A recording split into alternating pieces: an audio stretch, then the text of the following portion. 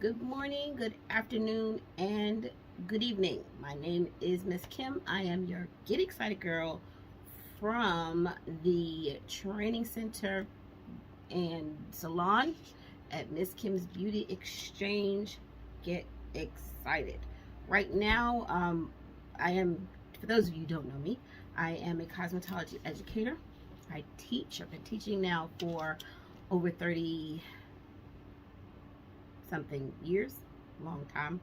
And I just, want to give back and share all this plethora of information that I have inside of my head for those cosmetologists and barbers that have gone through their training. They've gained their hours and they have not gone to take the test yet, or they have failed the test and they're struggling and they need some help with some of the content, and or for anyone that may be preparing for their senior exam and need a little bit of information. I'm here to help. So if you'd like to ask me any questions, please feel free to do so. Also, I am in the state of Maryland, but remember that theory is theory, the law is the law. It does not change.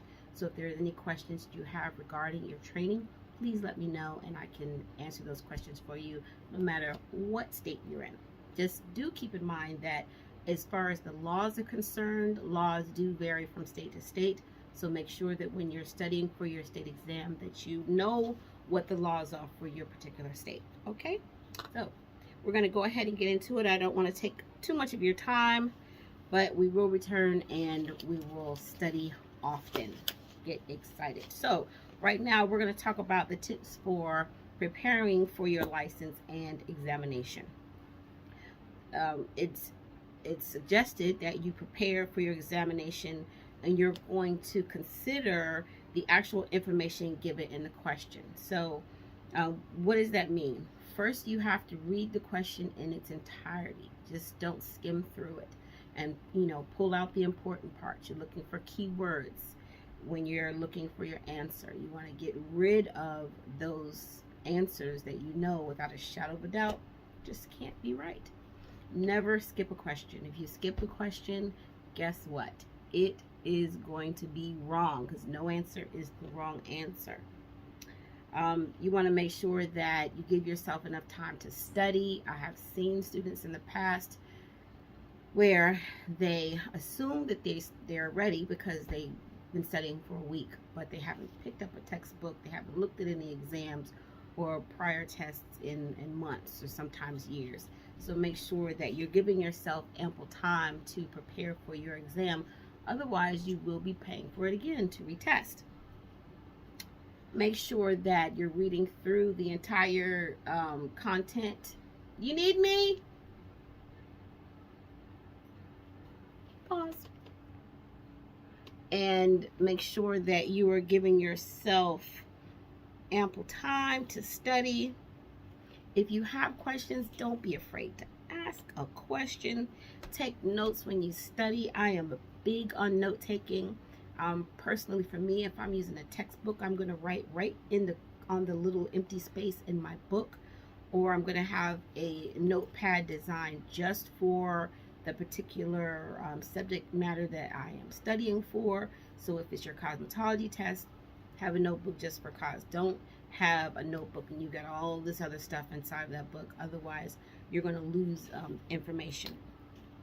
Also, if you have an opportunity to get a study partner, go ahead and grab someone and study with them. Okay?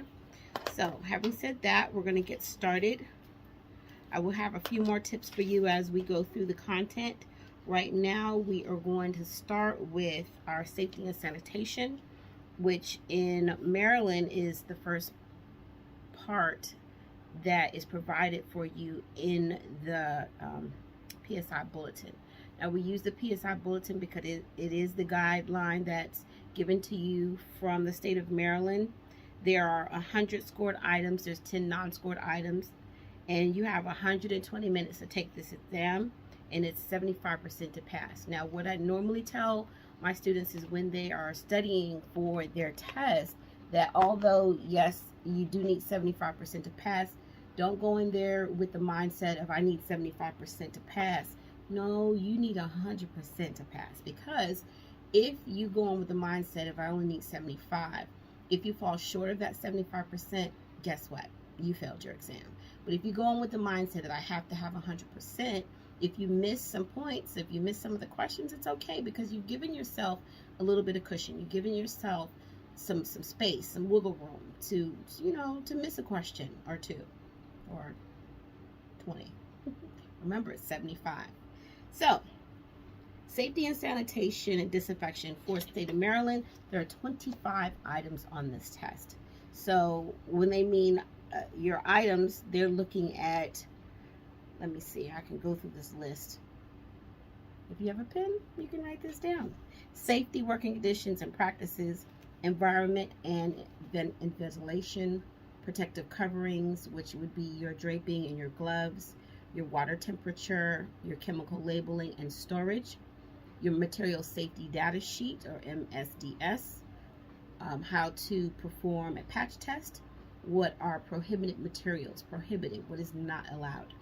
And then section B would be your safety agencies. Your agencies include Occupational Safety and Health Administration, that is OSHA, and your Food and Drug Administration, which is your FDA, Environmental Protection Agency, the EPA, and for section C, sanitation and disinfection, they're looking for cleaners and disinfectants, procedures for tools, equipment, and work surfaces, single and multi-use items, prevention of cross-contamination.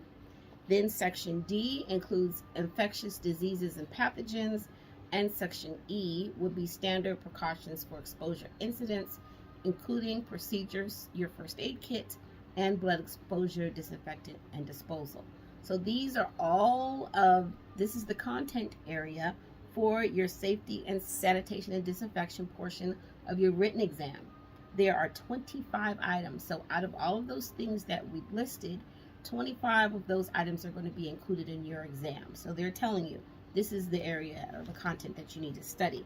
Now we know that our textbook has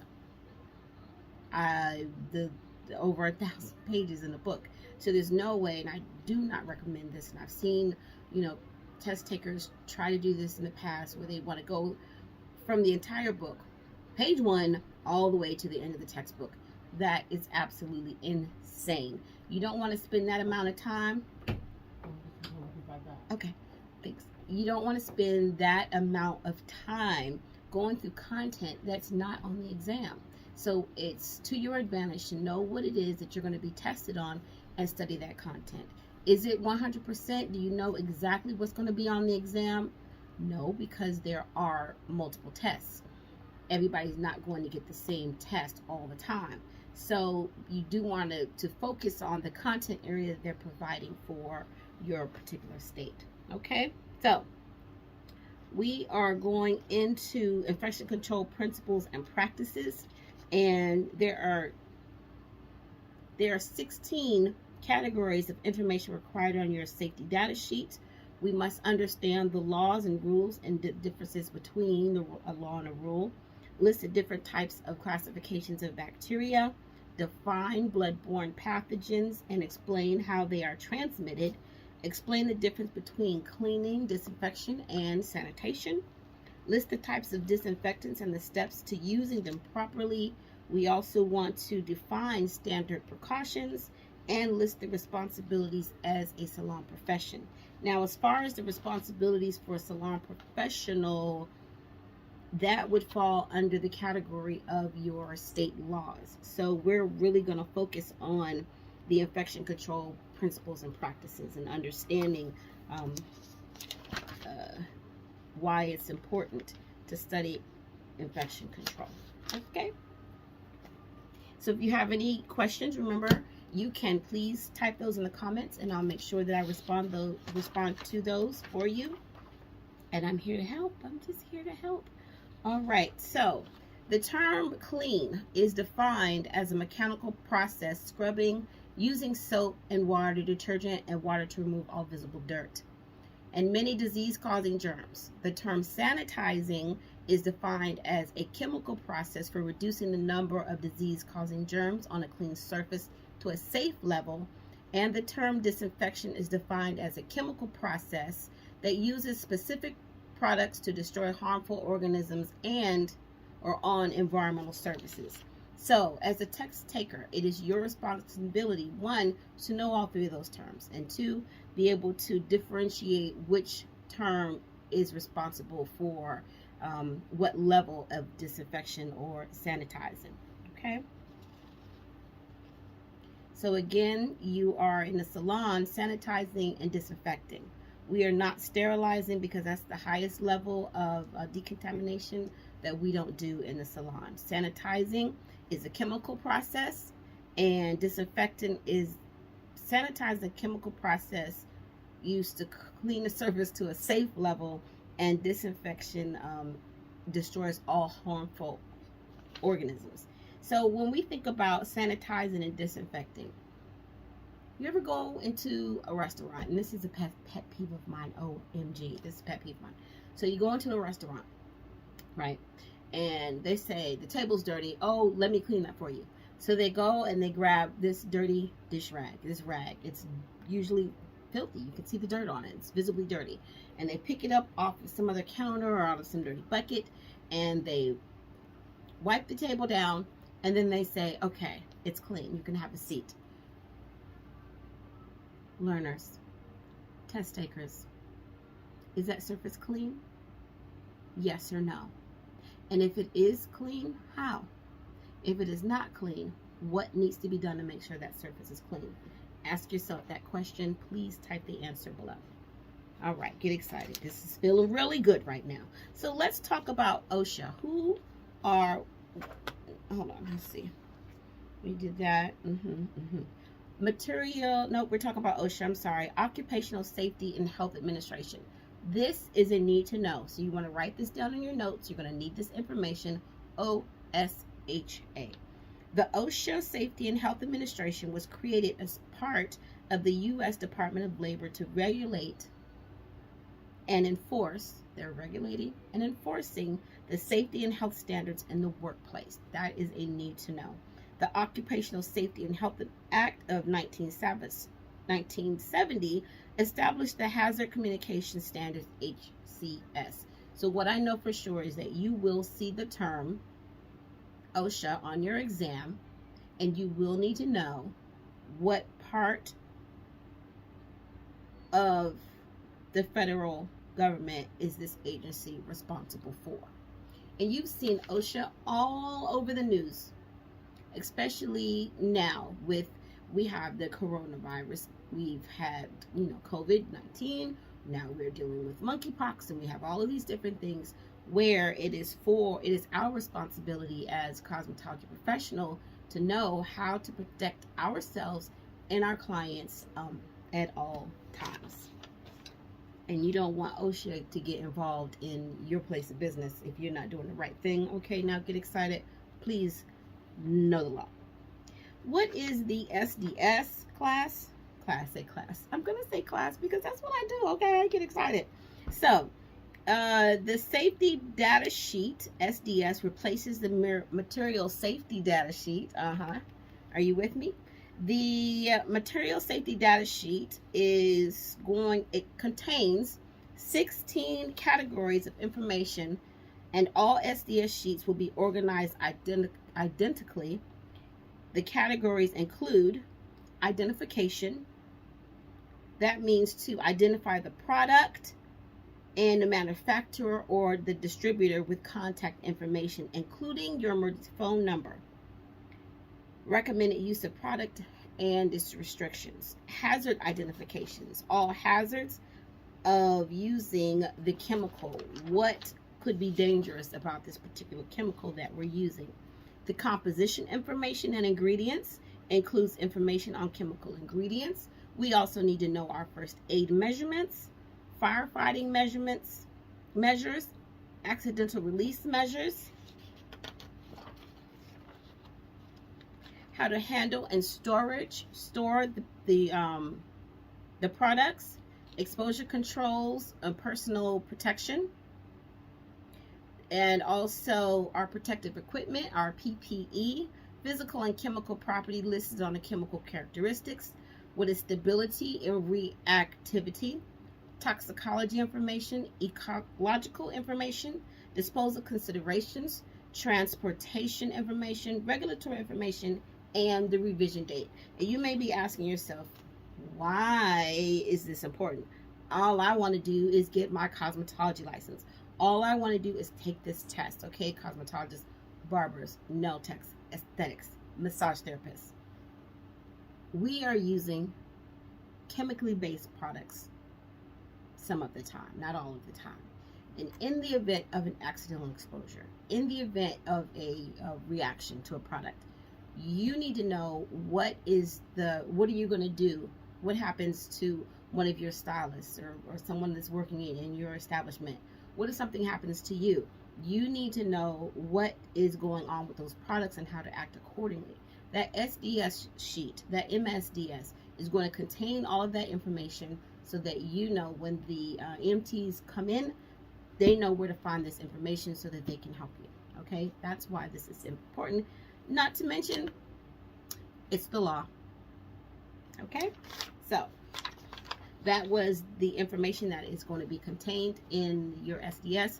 And you may be asking yourself, oh my gosh, where do I get an SDS from? Well, you know, professionals, you're going to have to get that list together from the manufacturer. They're the ones that have the product information, so you need to contact them and let them know that you need information on these products that you purchased so that you can add them into your SDS and you can be in compliance with the laws according to your state.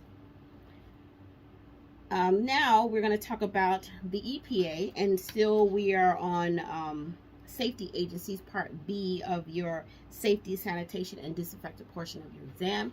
Again, that's 25 items, and we've already listed more than 25, so it is to your advantage to make sure that you are taking good notes and that you are following along. And if you have any questions, again, please write the comments down below, and I'll make sure that I get you some answers as soon as humanly possible. Environmental Protection Agency is your EPA. The Environmental Protection Agency registers all types of disinfectants sold and used in the United States. Registration.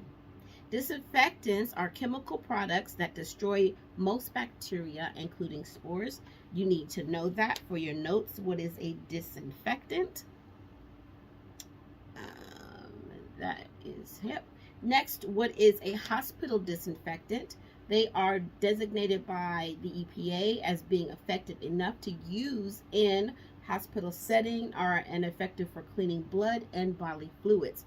You definitely want to make sure that you are using disinfectants and products that are designed for that purpose, okay?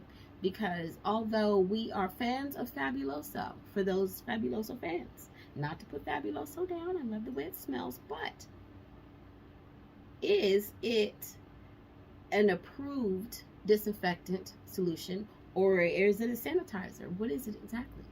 Do you know? If you do, please write it in the comment below.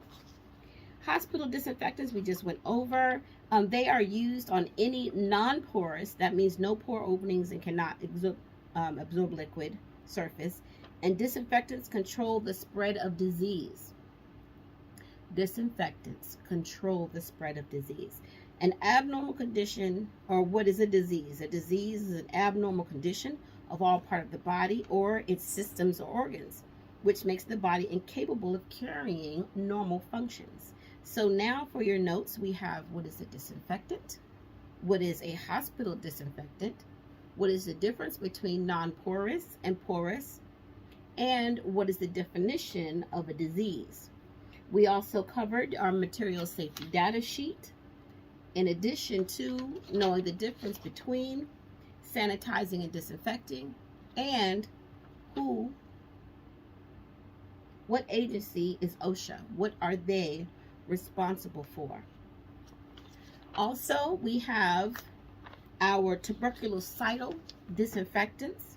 They are proven to kill bacteria that cause tuberculosis, in addition to the pathogens destroyed through the use of hospital disinfectant. And then the term tuberculosis. Tuberculosis is defined as a disease caused by bacteria that are transmitted through coughing and sneezing. Okay, class, so that's where we're going to wrap it up for today. That was 20 minutes of theory with Miss Kim at the Training Center and Salon and Miss Kim's Beauty Exchange. Get excited. I'm here for your industry-related cosmetology, barber, aesthetics, massage therapy, nail technician questions and answers.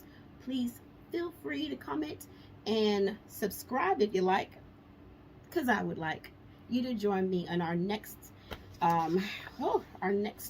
tutelage.